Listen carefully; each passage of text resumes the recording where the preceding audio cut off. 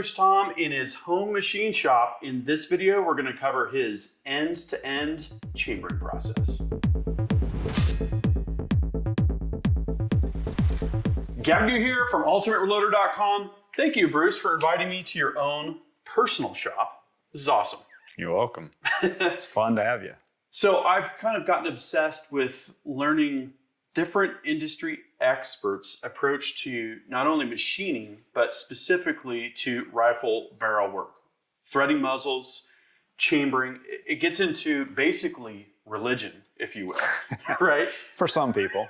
For some people, yeah. And it's all about, doing the right work, doing it in a way that you can enjoy in an efficient way. Right. And what I like about this shop tour is that you've got some different tooling setups and some cool things that I learned yesterday when we went through the process end to end. So what we're going to do is we're going to kind of walk through that process from start to finish without doing anything.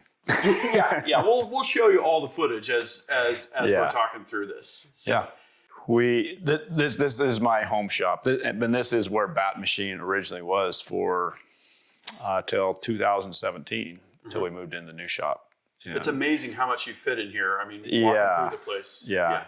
So after we moved the shop, I didn't have any machine tools at home, which really sucks. You can't hardly get any home projects done.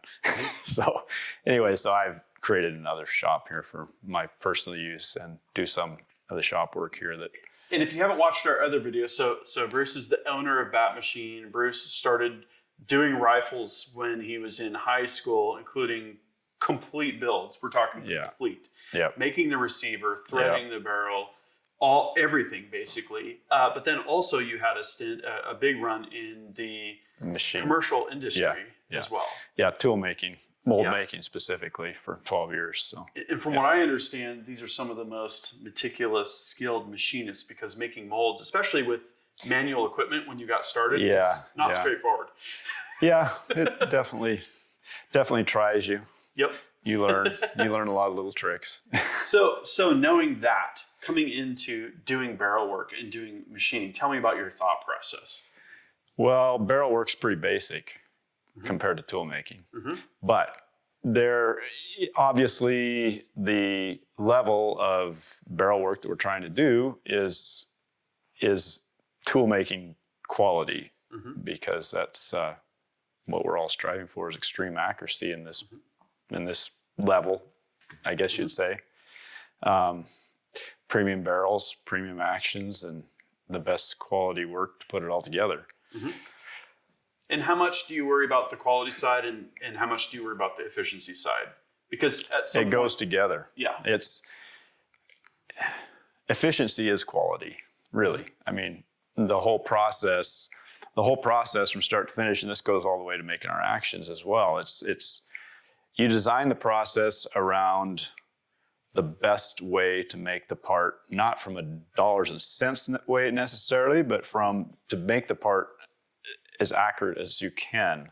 And oftentimes those go together though. The efficient way to make it is also the most accurate way to make it, which actually affects the bottom line of what it costs to make the part. So to me, it all goes together, even for doing a barrel. So, and then, I don't know if you want to start with talk about machine tools, my beliefs in machine tools. Sure. Let's do that. And then kind of your thought process as you're getting ready to do the job, kind of the prep. Okay.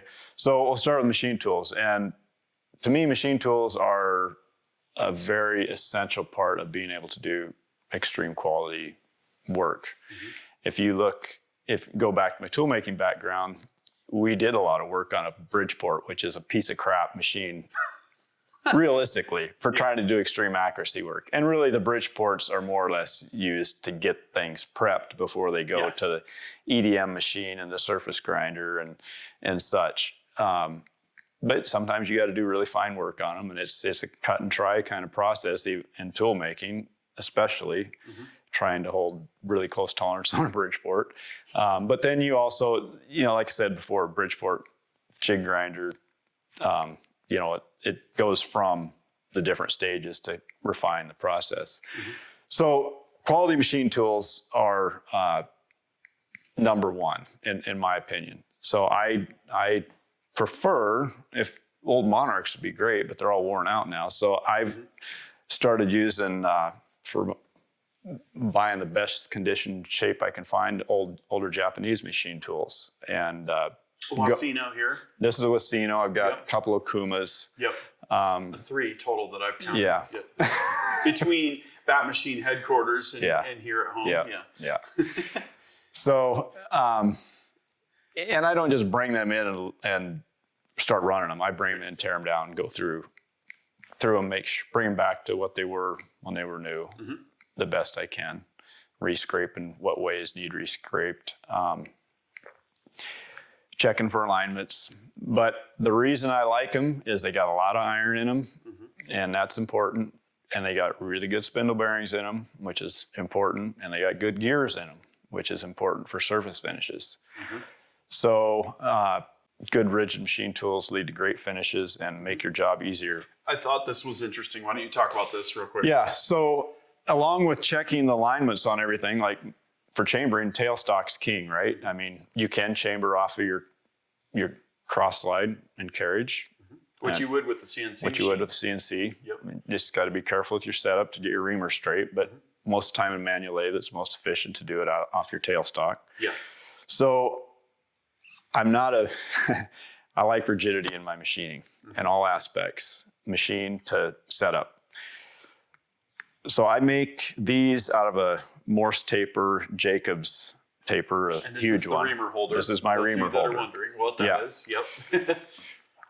After my lathe has been set up, trued, checked for the quill alignment to the ways, and the lathe's been stabilized as far as level for a while, I will stick one of these in my tailstock. I will single point bore my reamer diameter in that specific lathe. This does not float to other lathes. It's for that specific lathe to eliminate any tailstock height variations. I mean, I've already gone through and checked that, made sure it's on center, but this is like the final way to make it as straight in that particular machine as you can. So your reamer is coaxial with your spindle. It's lined up. Yes. The same exact line goes through. It's not sitting this way, angled, or off center, up or down. I'm going to be doing this because I like to hold things rigidly, like you do, on center. It makes a big difference in how quickly you can cut a chamber and how well the tool cuts, because it's not floating. That doesn't have any room to move around. Cut an oversized chamber. Right. Yeah.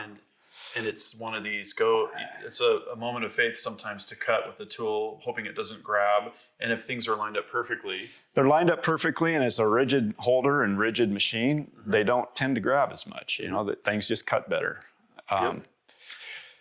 So that's kind of the basic tooling for cutting a chamber, as far as the reamer holding. Yep. Once you start using a CNC lathe, you will never go back to using any kind of non-inserted tool. So as far as tooling, I like to use these for doing barrel work, that real skinny V with a negative rake and a real positive insert. These leave a real nice finish. They can be used for, they're not parallel to your holder, they're slightly in, so they're good for facing. If you need to cut a little relief groove, it leaves a little angle on your back of your relief groove, and they're narrow enough that they go in, cut really nicely backwards, opposite the direction they're supposed to cut. But for the light little cut you're taking to cut a relief groove, they cut really well. Another tool I'm going to be buying is the appropriate holder and inserts. And then like for I single point bore my chamber. I mean, we'll kind of get to that. But as far as going back to the tooling, these are solid carbide tools made by a company called Simtech, and they have holders that go with them. This is a custom one I made, but you can buy a round shank holder that goes in your boring tool holder that adapts these, and they make them all different lengths, all different diameters. We use them in the CNC lathes. They're totally repeatable length. They've got an angled depth stop, so you can swap them out and like nearly cut on-size parts without changing your offsets. And then for threading, I like to use, we started a long time ago with Sandvik, and threading inserts so we've just kind of stuck with them, but they're a lay down style insert. They're a UN profile. And what that means is each insert is specific to that thread pitch. And if you look at a UN thread profile, there's all these specifications for the radius on the end and the radius that on the top of the crest of your thread. The root of your thread has a radius, and the top of the thread has a radius. That insert has all those in there. And you can't do that with a universal threading insert No. because it changes depending on the pitch. Right. Yeah. And so as well, there's a carbide shim in here. And those shims, you can buy them at different angles. So depending on the thread pitch you're cutting, you need the appropriate shim for this insert to be leaning correctly to follow the thread pitch you're cutting. I mean, it's a range. It's not, they don't have like tenths of a degree, but you have like a 1 degree, 1.5 degree, 2 degree. Gotcha. For barrel work, you're cutting relatively fine threads, so usually you don't usually change your shim. You buy the shim that fits that range of pitches, and you're good to go. But you do need to buy, like if you're cutting muzzle threads, 5/8 24, you need a 24 TPI insert. You need an 18 TPI insert. You need a 16 you know, whatever you're cutting, you need an individual insert. 28 Yeah. or half 28. Yep. So it can get kind of expensive, but I believe MSC will sell them as individuals. And then you got 3 edges, and if you're careful with them, they Last forever. if you don't bump them, they'll last forever. Right. Yeah. You bump them into something, and you'll break them or chip them. But, So let's talk about planning. You know, we got the barrel out of the packaging, right? Yep. And then? So the first thing I'll do is go hunt up my print for the particular receiver I'm going to be threading for. And also a reamer print, if I can find one, if I have one, for the caliber I'm chambering for. Yep. And I'll get some basic dimensions. Like I like to know how deep I'm going to be rough drilling and how deep I'm going from the end of my shank to the corner of the shoulder here. Some basic dimensions I get. If I don't have a print, I will make myself a sketch. This is one I've done of different chambers I've done, just so I don't have to refigure it out every time I do them. SAMI diagrams are good in place of a reamer print. Yep. Yeah, they're good.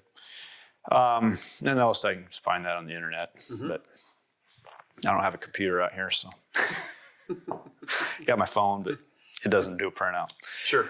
Anyway, yeah, so I'll get paperwork together. My next thing I'll want to do is get it set up to cut the muzzle. I like to cut my muzzle first so I can support it. This barrel is for someone we know. This is for Pete Milan. Yep. Impact shooting. What's up, Pete? I got your 22 Creedmoor right here. We'll test fire it this afternoon. We promise we won't shoot it out. Yeah, we won't. Don't worry. But yeah, so I will. I'll support my barrel on both ends. So one of the disadvantages of a large lathe is the length of the headstock, and so you have to come up with a system to support the part of your barrel that's in the headstock that you can't get to with a normal cat. And Gavin's dealing with that with this bigger lathe, and he's come up with a system. I've got 2 Precision Matthews lathes I'm using right now. The PM1440, which has a 16.5-inch spindle. Typically, you can get the end of the barrel out the end and support it with a spider, and then you can do whatever you want with indicating there. Now I've got a spindle on the TL1660 that's about the same as this Wasino. So with the true bore alignment system, you know, you can support with a 6-jaw chuck and angle it, and then you have to just think about how you're going to support the other end, so it's not flopping around. I do that with the barrel extension typically. Right. Now when I'm doing the muzzle side, before I can screw on a barrel extension, I've still got to look at that. It hasn't been an issue so far, but yeah. So what I do is I have a bushing that, for to work on the muzzle, I have a bushing that fits 1.2 and another bushing that fits 1.25 barrel shanks and is machined on the OD like these to fit in my spindle. And that's not always, making bushings fit in your spindle is not necessarily super straightforward. You may have to do some honing on the inside of your spindle because they're not necessarily the same diameter all the way It's through. not a critical dimension. Not for the lathe manufacturer, Exactly. but it is for me. Yeah, because you're an oddball. Right? So I'll go in there with a honing tool and uniform them up a little bit so my bushings can be a real close fit.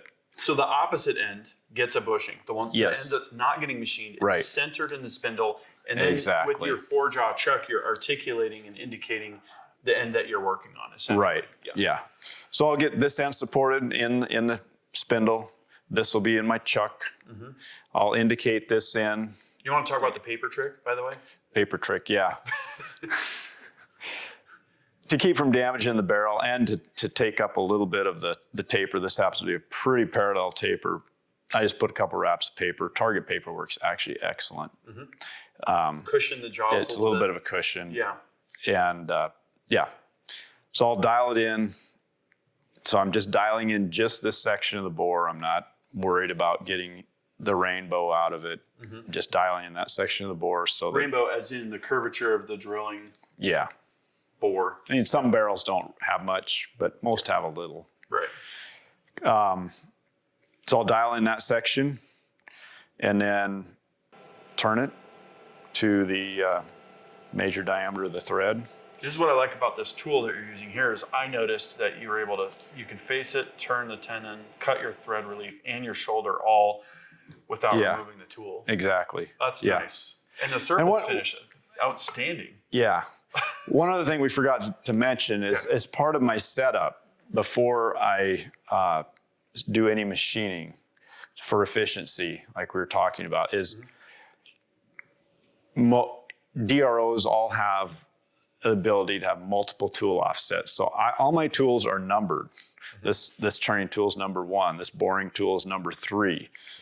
And those correspond to offsets I've set in my DRO. Yeah. My threading tool is number 5. There's no real rhyme or reason to why I did it that way, but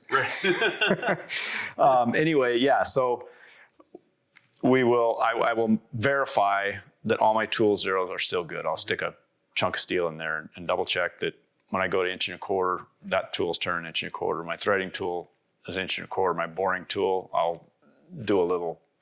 If I'm using a lathe regularly and the power hasn't went out lately and I know that everything's good, I won't check them every day. But if it's been a month or so since I've run this lathe in here, I will go and double check all my tools and make sure they're on. That's a trick I'm going to use for sure because that saves you a lot of time. Right. So, I mean, and it's also critical when doing that with an interchangeable tool system that you make sure that your surfaces here that the lowest tool post is clamping on are clean every time you change the tools, and that your stop under here doesn't have a chip under it so that they're sitting in the same position. If you do that, you can do some very repeatable machining on a manual lathe. It's quite surprising, at least with a good manual lathe. Good Japanese manual lathe. No. Anyway, so yeah, that's another really important part about being efficient. So I can just throw a barrel in there, I'll turn within 20 thousandths, measure what my DRO says is 20 thousandths left to go, measure, and then just take my last pass and face my shoulder off to final and move on to my next tool. So your threading process is a little bit different than mine. We're both running 29 degrees coming in so that you get most of the chip on one side and a slight cleanup on the other. You've got the pitch specific insert, which is cool. I don't know if I'm going to do that or not. I'm working my way towards that. More threading tools set up, right? And then you're actually not using... I'm using Viper's Venom during my whole threading process. Right. You're running it dry for the most part. Yeah, right. I run it dry until my last final passes to bring it to size. And Part of that is using carbide tooling. I thread as fast as I am physically capable of opening and closing my half nut, which is generally It's a between video game. Right? generally between 400 and 500 RPM, depending on the lathe. They're geared, so every lathe is going to be a little different what that is for me. But at that kind of speed, you can get a nice finish even with it dry. And you'll notice something else as you use different barrel manufacturers' barrels, because they're all different steel that they have spec'd from the mill, and they all machine just a little different depending on their alloy that they're specifying and their stress relief process. So you'll find some that won't machine as nice as others, even with the same tooling at the same speeds. But generally, you'll get a nice finish machining at that 400 to 500 RPM with cutting threads with these tools. So I will use in the video, I show the depth progression that I used from a Sandvik threading book that I had years ago. I took a picture of that page. And so I'll feed in that full depth, and then I will use the thread mic to measure and see where I'm at. And then I will finish the thread off by going those last few thousandths straight in on my cross slide. And then is when I'll add a little bit of cutting oil while it's taking those real light passes for the last, 3-4 passes, depending on how much I have to go. So that's a good thing to mention. I don't think we talked about these thread mics. You've got the 0 to 1 for typically the muzzle end, and then the 1 to 2 typically for the breech end. Yep. And that allows you to use different pitch diameters and cut directly to a spec. Right. Rather than hand fitting anything. Right. So on our prints, there is the actual pitch diameter. There's the major diameter of the OD of your finished thread.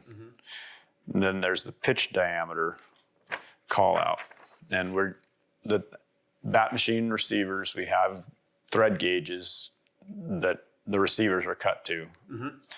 And so if you use this print and you either calculate from thread wires what the pitch diameter actually is, or what I'm doing, which is a pain. Yeah. Or use thread mics and life becomes a whole lot simpler. I will be. You can just directly measure to 1.023 for an 18 TPI inch and a 16th bat thread, and it'll thread on. And it won't be too loose. If you want it tighter than that, you can then hand fit, but I don't really recommend that. There's a good chance of galling when you're trying to thread on Stainless just on be stainless. careful. Stainless on stainless galls easily.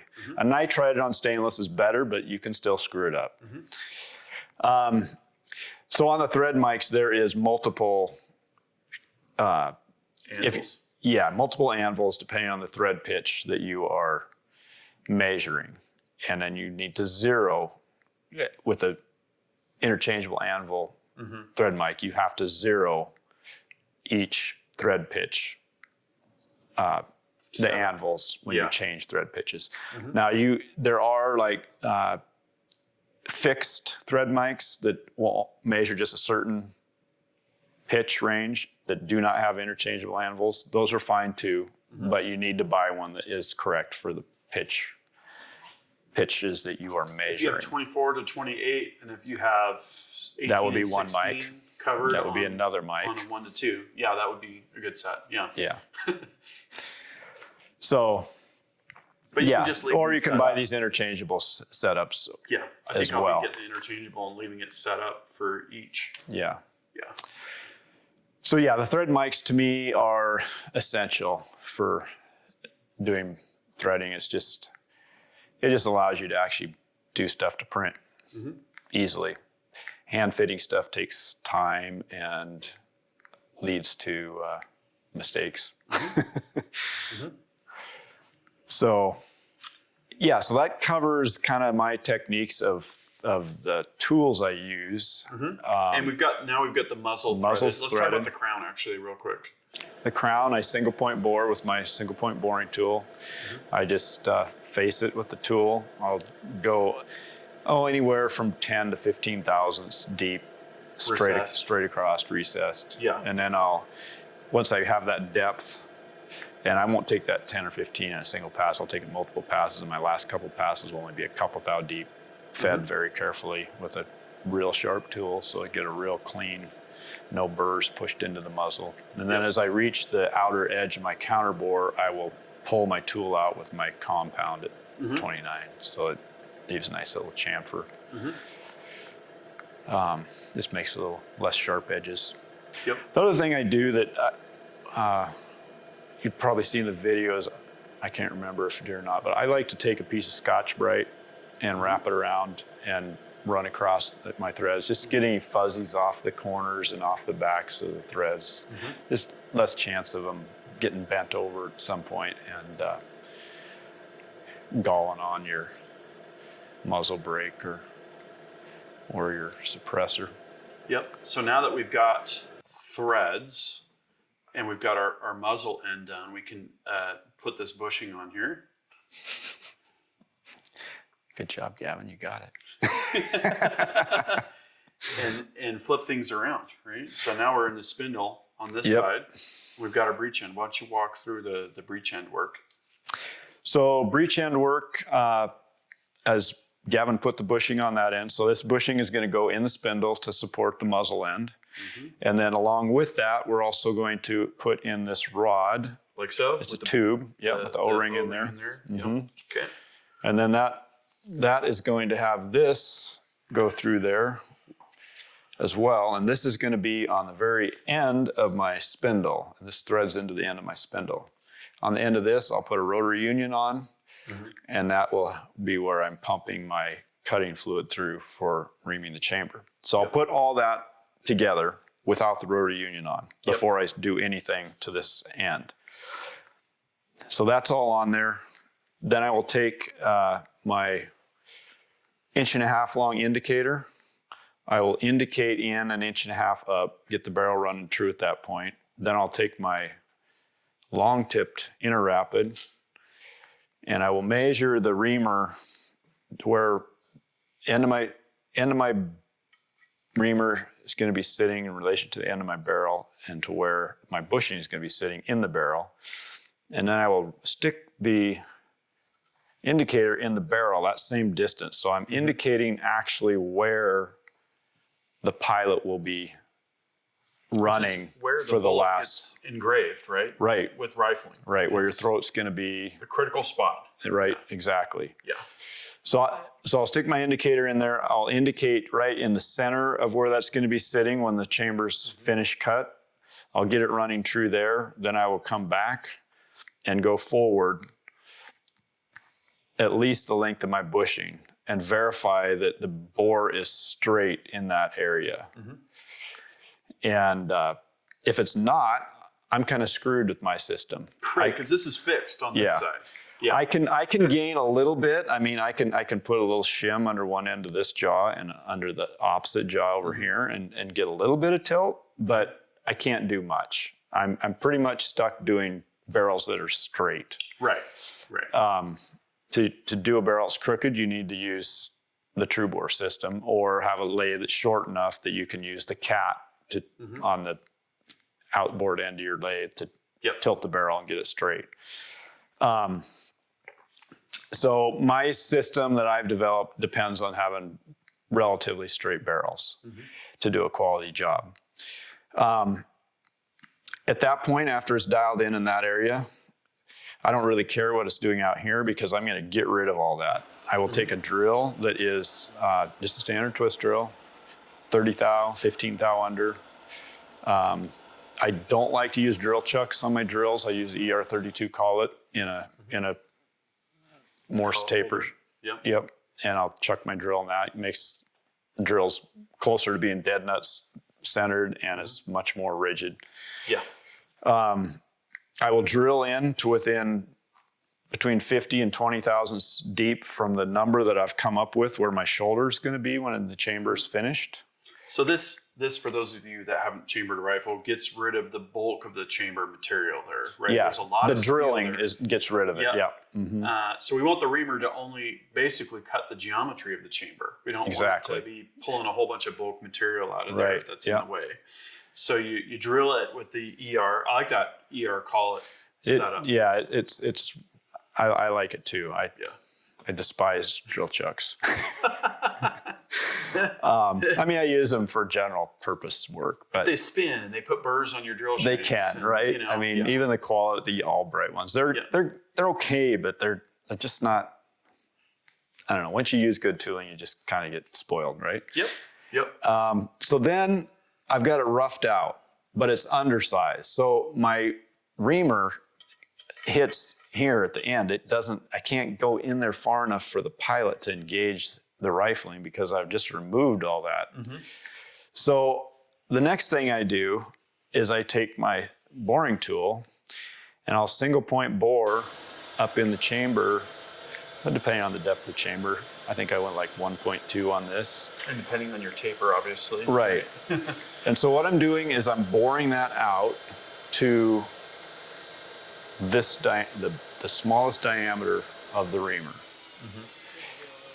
And I won't go 1.2 that diameter all the way up. I'll stay 5 thou, 2 thou under that far in. Then I'll just kind of start creeping up to my diameter and not going in as far. So my final bore, when I actually get this to go in there, will maybe be a 1/2 inch deep. Mm-hmm.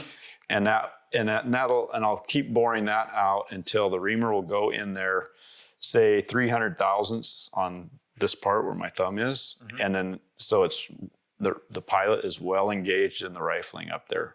So now the reamer is supported by the true running area we've indicated. It's in a perfectly round, perfectly concentric section back here that we've bored in our perfectly aligned holder. Rigid setup, yeah. At that point, I'm ready to ream my chamber. Mm-hmm. So I will take in my rigid holder. We skipped over the whole threading process and pretty much the same as on the same as a muzzle. There's really no difference. But you did leave a little bit of a locating sleeve there. Yeah, I left a feature. Yeah, it's just kind of an old habit. This area here is turned to match the recessed area in bat machine receivers. Now, like a Remington receiver, in that area you would have your floating recoil lug. Mm-hmm. You don't need to thread all the way to the shoulder on those two. You could also leave a shoulder like that up there, mm-hmm, to keep your recoil lug kind of centered. Mm-hmm. So basically you're just moving your thread relief back. Moving my thread relief back. And then mm-hmm, holding that to whatever tolerance. Yeah. If you want it to help the thread center, you could hold it real close, but be careful with that because it can also, if you get it too close, you can gall up that area inside your receiver and on your barrel. Mm-hmm. But, thou under or something, give you 1/2 thou under, probably be enough with a little grease on it. And then same thing. The thread insert is specific to the 18 TPI, mm-hmm, and cuts the full profile, puts the little tiny radius on top, mm-hmm, makes a real nice smooth thread, measured with the thread mic. So then I will, after this is bored and set up, I will take my loop. And when you bore it, it's now running true, right? It's now running true. There's a little bit of run out potentially. Oh yeah, for sure. I mean, with the ER32 setup and whatever, it's pretty good, but it's not perfect. Yeah. So then what I'll do is I'll in with my reamer in my holder in the tailstock, and I have a DRO on my tailstock quill. Mm-hmm. I will come in here and I will eyeball with my loop to the very end of my barrel shank to that shoulder. And then I'll set 0 on my DRO on my quill.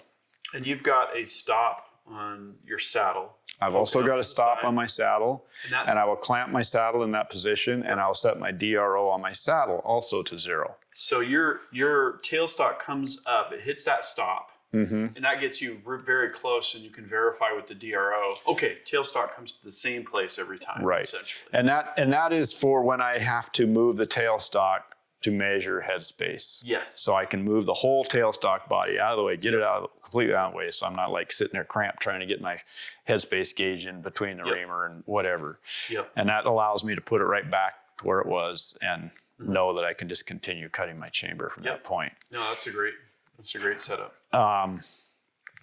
So using the numbers I've sketched out here, I know how far it is from the end of that barrel shank to the end of my shoulder for the finished chamber. And so I will then set my speed for reaming. On this size of reamer, around 70 RPM is what I use. Everybody, I'm sure, has their own preferences, what they feel cuts best. You've started up your pump. Turned on my pump, so I got oil flowing out the barrel. You got a magic screw here. And I got a magic screw. So I take my screw, and this screw becomes specific to this reamer. I don't know if you'll be able to see that or not in this. We'll get a close-up. Okay. But I take a Dremel tool with a cutoff wheel, and I screw my screw all the way in. And then I put grooves in my screw head that match the grooves, the flutes in the reamer. So that allows oil to flow under the bushing up the flutes of the reamer to get flow through there. You get a tiny bit of flow between the land and the groove, but it's pretty tiny. So even Bruce Thom uses a Dremel Moto tool. That's right. that's for sure. He might not put it front and center on his website. Shade tree. Do my best work. No, I like that setup, and I'm going to be going to pressure flush after seeing this thing in action, because basically you're able to just So depending on the caliber, and it depends on the pressure your pressure flush system is using. Mine is pretty low pressure, and on a 22 caliber, on something as big as a 22 Creedmoor, where there's quite a bit of volume by the time you get all the way through there. When you get all the way down in there, I had to stop 50 thou short, I think. I mean, I didn't have to, but I did. It seemed like the fluid had stopped pushing the chips out. So I stopped at that point, pulled it out, and then went in and cut to within. Generally, I cut within what I feel is like 20 thousandths of my final depth, and then I will measure my headspace. Gotcha. And I don't measure my headspace in a conventional manner that a lot of people do. I have this gauge that I've made that's exactly 1.5 inches long, measured with gauge blocks. It fits over the shank. It has a slight chamfer in here, so you're not hanging up on the whatever radius you might have there from your cutting tool. Headspace gauge in there. What that allows you to do is now you have a nice flat base for your depth mic to sit on, and you can measure right near the center of your headspace gauge. So you're not guessing on that little bit of rock that the headspace gauge has if you're trying to measure directly off the headspace gauge to your shoulder. So obviously you have to be able to add and subtract to use a gauge, but Of course.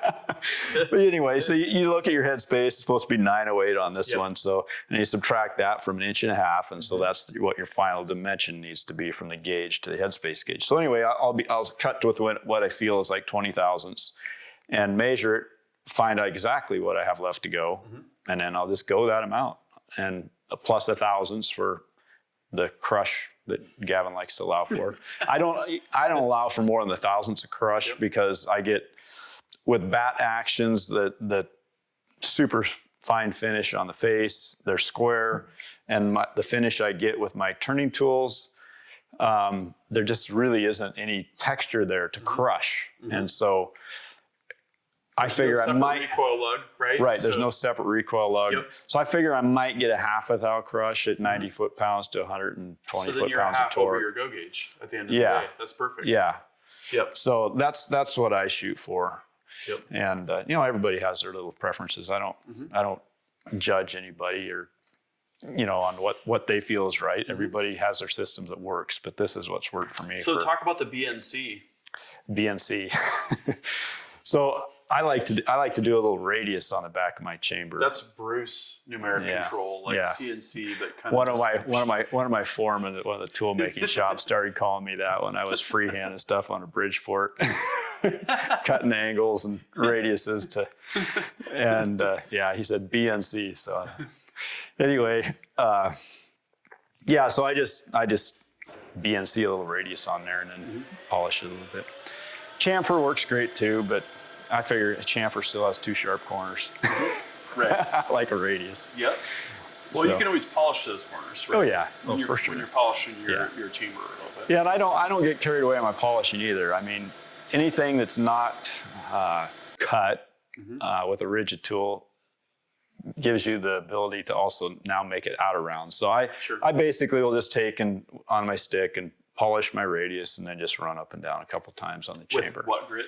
320. 320. Worn out 320. Do you put a little oil on it? There's still oil left from the barrel job. Well, you can't get it all out of there until you take it out. There. Yeah. Yep. Obviously, I blow it out first and make. I mean, well, actually, I do kind of blow it out, but I always like run my pump for a little bit to flush anything out of there. Yeah, all the anything that might have, when I pulled the reamer out, that fell off the reamer didn't get flushed out. Yeah.